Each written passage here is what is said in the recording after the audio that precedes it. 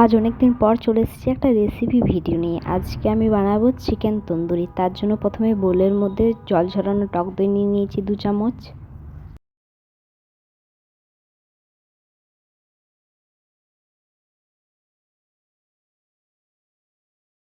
এরপর এর মধ্যে ডেইলি ইউজের কিছু গুঁড়ো মশলা, মানে যেমন জিরে গুঁড়ো, ধনে গুঁড়ো, গরম মশলা আর কাশ্মীরি লঙ্কার গুঁড়ো।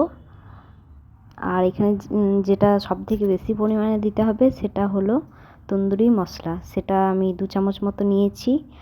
আর কসুরি মেথি কিছুটা নিয়েছি। আর পরিমাণ মতো নুন, আর আমি হলুদ দিয়েছিলাম, সেটা আমি ভিডিও করতে ভুলে গেছি, হলুদ কিছুটা। আর সর্ষের তেল। এবার এইগুলোকে ভালোভাবে মিক্স করে নিতে হবে।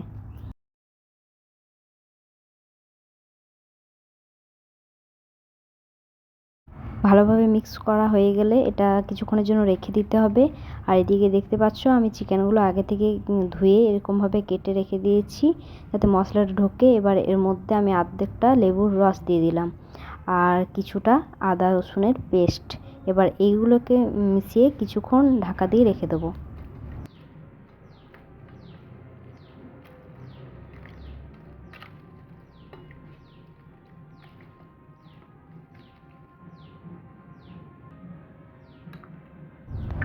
কিছুক্ষণ পর এটাতে আগে থেকে তৈরি করা মশলাটা দিয়ে দেবো এবং ভালো করে রেখে দেবো।